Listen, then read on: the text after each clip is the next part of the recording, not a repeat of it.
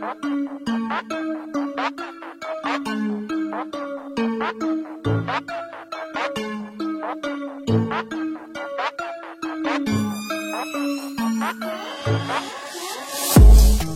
semuanya, kembali lagi ke channel yang seadanya ini. Kali ini gue akan ngelanjutin pembahasan dari novel Tensei Kizoku no Isekai Bouken Roku, yang dimana ini adalah kelanjutan dari video yang kemarin. Di video terakhir kita membahas tentang Kain yang masuk ke dungeon dan bertemu dengan monster legendaris. Nah, ini adalah kelanjutannya. Oke, jangan berlama-lama lagi, langsung kita gasken.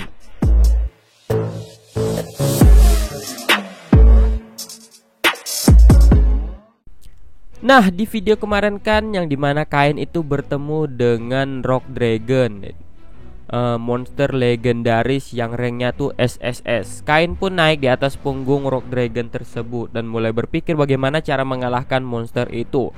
Sambil memandangi Rock Dragon yang sedang memanjangkan lehernya untuk mencari, Kain pun menembakkan sihir air cutternya ke arah leher naga yang setebal sekitar 2 meter yang dibalut oleh bebatuan dan membuatnya terlihat sangat keras tersebut. Sebuah pisau angin yang melayang di atas tangan Kain pun mengembang menjadi berdiameter 3 meter, lalu melesat ke arah leher naga tersebut dan memotongnya. Sihir itu pun menembus ke dalam leher Rock Dragon tersebut, lalu melesat keluar sampai jauh dan tak terlihat lagi. Lalu gerakan leher yang sedang melihat sekelilingnya itu pun terhenti dan jatuh mengikuti gaya gravitasi bumi. Bagian lutut naga itu pun juga terjatuh dan tubuh raksasa itu pun tergeletak bersamaan dengan lehernya. Kemudian Kain pun turun dari pundak naga tersebut sambil merasa sedikit penasaran dengan hasil yang tak terduga itu dan menatap monster yang sudah mati tersebut. Monster legendaris tingkat SSS, nggak ada apa-apanya bagi Kain. Meskipun Kain agak terkesan dengan ukurannya yang besar tersebut, namun Kain tetap memasukkannya ke dalam item box miliknya. Ia juga memasukkan leher naga itu ke dalam item box, lalu melanjutkan penjelajahannya. Ketika Kain menuruni tangga, ia pun menemukan sebuah aula besar yang bisa disebut dengan sebuah kuil, dan ada sebuah bola kristal hitam di tengah aula itu yang dilingkari oleh tubuh seekor naga yang berukuran lebih dari 10 meter. Naga hitam itu pun sadar akan kehadiran Kain sehingga ia pun membuka matanya lalu menatap ke arah Kain. Melihat naga hitam itu berdiri sambil memancarkan aura yang belum pernah ia rasakan sebelumnya, Kain pun menelan ludahnya. Kemudian Kain pun mengalirkan energi sihirnya ke seluruh tubuhnya dan bersiap untuk pertarungan terakhir. Naga hitam itu pun membelalakan matanya menyaksikan energi sihir Kain tersebut, lalu tubuh raksasanya itu pun bangkit seakan bersiap untuk bertempur. Namun, naga itu malah menyapa Kain dan mengatakan bahwa dia tidak berniat untuk bertarung dengan Kain. Kain pun terkejut dengan suara yang tiba-tiba menggema di dalam kepalanya itu. Saat ditanya apakah dia bisa bicara, naga hitam itu pun menggerakkan lehernya seakan mengangguk tanpa mengatakan sepatah kata pun. Naga itu pun menjelaskan bahwa dia bisa berbicara langsung melalui pikiran Kain tanpa mengeluarkan suara langsungnya. Mengetahui naga itu dapat berbicara, Kain pun melepaskan bus miliknya dan kembali menyarungkan pedangnya. Melihat Kain yang menyarungkan pedangnya, naga itu pun mengajak Kain untuk berbicara. Setelah mengatakan niatnya itu, tubuh naga hitam itu pun terselubungi oleh cahaya dan cahaya itu pun semakin lama semakin meredup. Dan ketika cahaya itu menghilang, naga itu pun telah berubah wujud menjadi mirip manusia. Naga itu pun berubah menjadi sosok seorang pria yang berusia 50-an dengan rambut hitam yang disisir ke belakang. Menyaksikan kemunculan sosok itu, Kain pun menghela nafas. Nah, di sini ilustrasinya nggak ada ya. Baik di novel ataupun manga itu nggak ada ilustrasinya. Kemudian pria itu pun mengajak Kain untuk berbicara di tempat yang sedikit nyaman. Kain pun mengikuti panduan dari pria itu. Lalu pria itu pun merentangkan tangannya ke arah permukaan batu yang tampak kosong. Permukaan batu itu pun bergerak dan tiba-tiba muncullah sebuah pintu kecil di dinding. Seolah tidak terjadi apa-apa, pria itu pun membuka pintu dan masuk ke dalam. Kain pun mengikutinya dari belakang meskipun ia merasa sedikit gugup. Dan ketika dimasuki, di balik pintu itu ada sebuah ruangan yang tampak pernah ditinggali oleh seorang manusia. Kain pun dipersilahkan untuk duduk. Di sana ada sebuah meja dan kursi keempat di sisinya. Dan Kain pun duduk di salah satu kursi itu sambil tetap merasa gugup. Lalu pria itu pun duduk di kursi di hadapan Kain. Kain pun menyuarakan rasa penasarannya dengan bertanya siapa sebenarnya sosok yang ada di hadapannya itu. Pria itu pun memperkenalkan dirinya sebagai Dangria atau sering dikenal sebagai Ancient Dragon yang telah hidup sekitar 1000 tahun.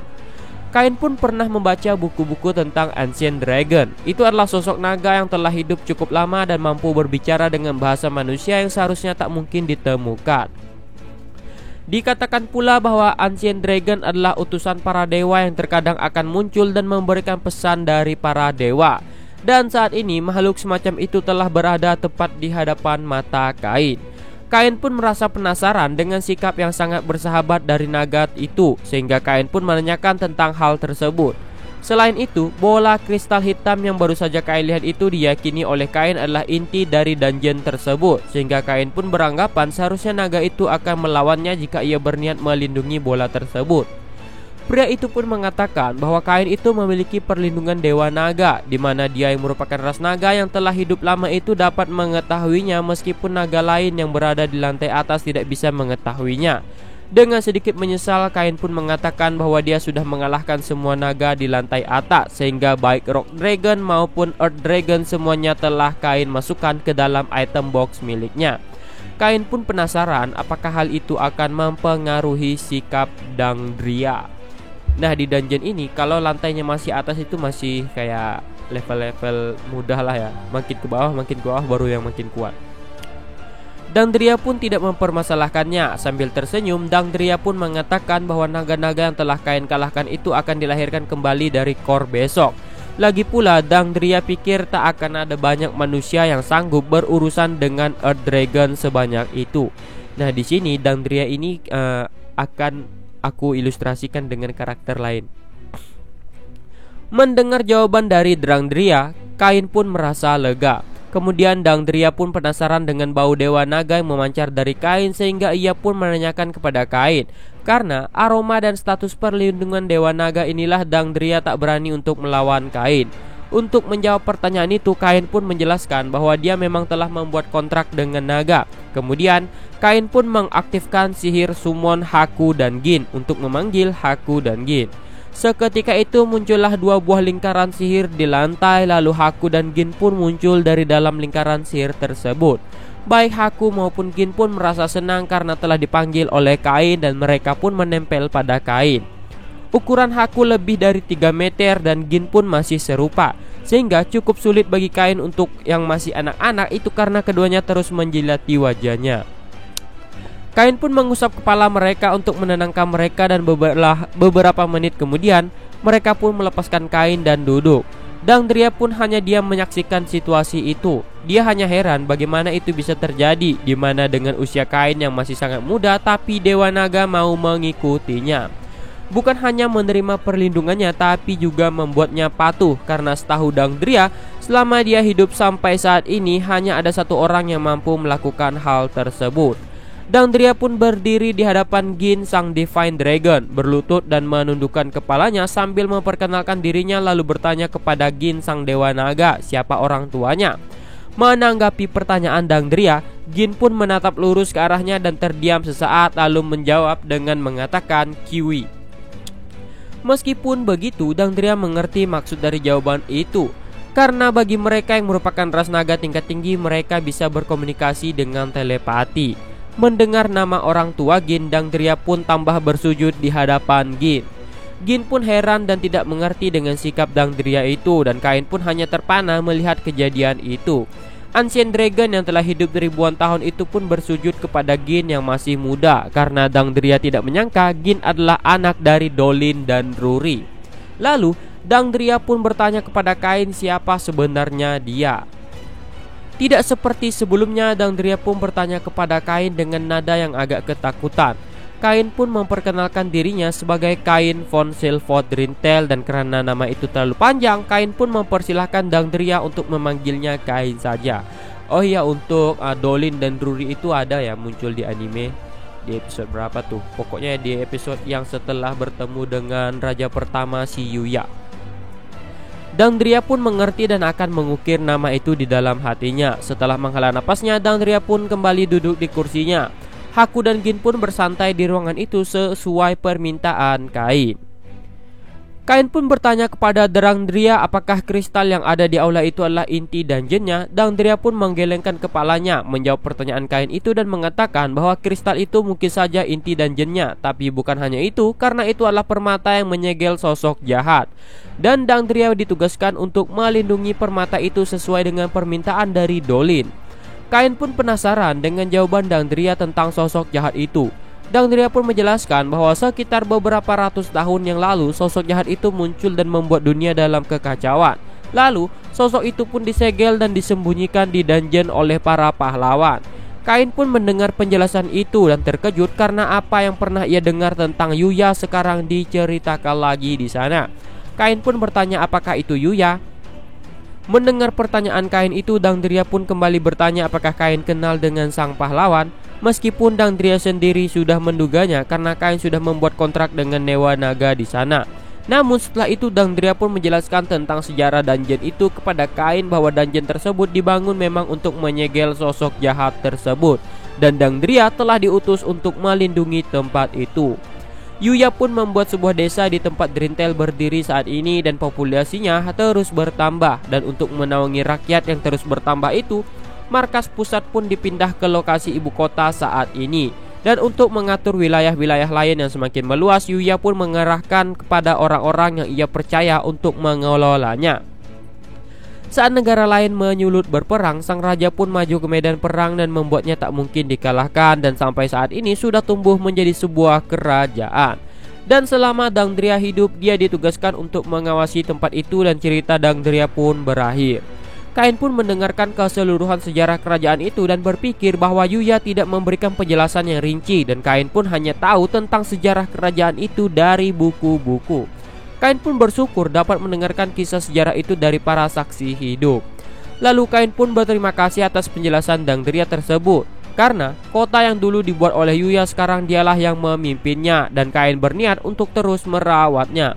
Dangdria pun mengangguk pada kata-kata Kain dan merilekskan ekspresinya. Kemudian Kain pun pamit karena dia harus segera kembali ke kota karena tidak mau orang-orang menjadi mengkhawatirkannya. Dangdria pun mengerti dan mempersilahkan Kain untuk berkunjung ke dungeon kapanpun Kain mau. Karena Dangdria tidak bisa berbicara seperti itu kecuali saat pahlawan itu datang, sehingga dia sangat kesepian karena tidak punya teman berbicara dalam waktu yang lama. Kain pun mengangguk melihat Dangdria yang mengatakan hal itu sambil tertawa. Setelah berpamitan dan mengajak Haku dan Gin untuk pergi, Haku dan Gin pun bangkit dan menghilang karena sihir panggilannya. Lalu Kain pun menggunakan sihir transfernya menuju ke pintu masuk dungeon. Setelah Kain menghilang, Dangdria yang tinggal sendirian itu pun menghela nafasnya. Dangdria pun masih bertanya-tanya apakah benar Kain itu anak manusia. Karena bagi Dangdria, Kain itu terlihat seperti seorang dewa. Sehingga jika dia menentang Kain tadi, mungkin saja nyawanya bisa melayang dalam sekejap. Dangdria pun bergumam di sebuah ruangan yang tak ada orang lain yang selain dirinya itu tahu. Bentar, minum dulu.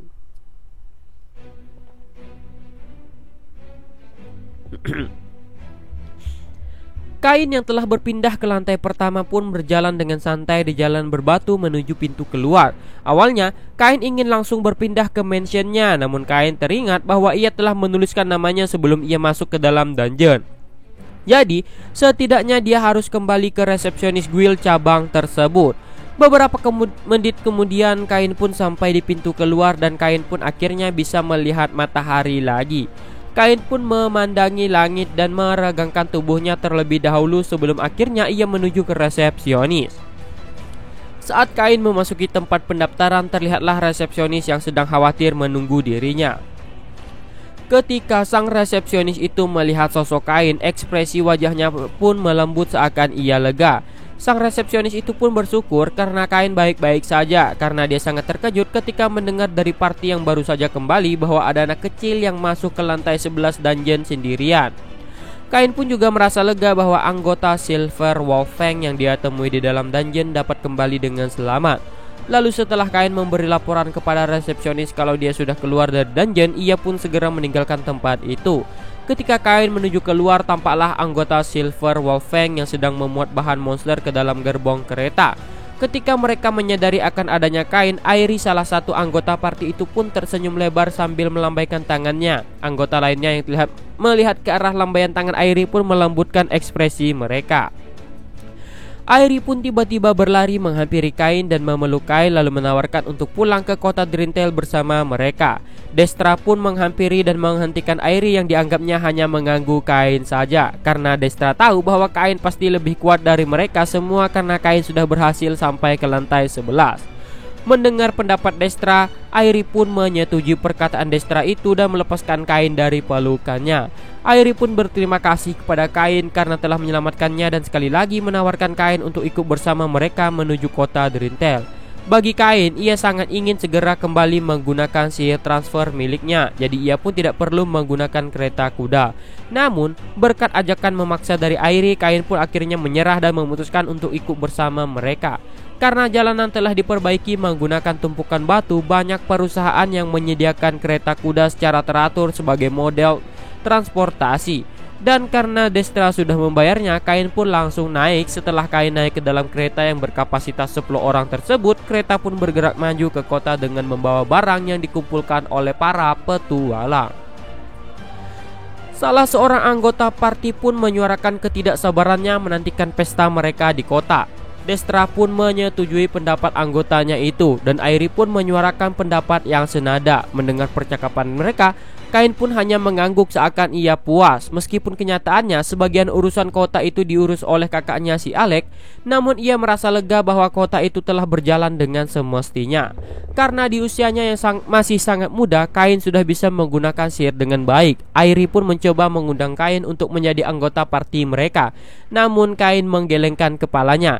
Kain pun minta maaf karena tidak bisa menerima tawaran itu. Kain menjelaskan meskipun dia seorang petualang, tapi kali ini dia hanya kebetulan saja berada di kota Drintel, karena biasanya dia lebih sering di ibu kota. Para anggota lainnya pun merasa agak kecewa dengan jawaban dari kain itu. Namun Destra segera menghibur Airi dengan mengatakan bahwa kain itu lebih kuat daripada siapapun di party mereka. Jadi jika mereka ingin kain bergabung, setidaknya mereka harus menjadi cukup kuat terlebih dahulu. Airi pun tampak kecewa mendengar perkataan dari Destra. Dengan kemampuan kain yang seperti itu, Destra menduga pasti peringkat kain sebagai petualang juga tinggi, karena kalau tidak mungkin kain akan diizinkan memasuki dungeon pada usia seperti itu sendirian. Kain pun hanya mengangguk tanpa kata menjawab pertanyaan Destra, karena saat ini ia tidak bermaksud untuk menunjukkan kartu emas miliknya. Ketika mereka sedang asik berbincang, kereta kuda itu pun sampai di gerbang barat kota Drintel. Seorang prajurit muda pun sedang memeriksa kartu guild dan identitas orang-orang yang memasuki gerbang.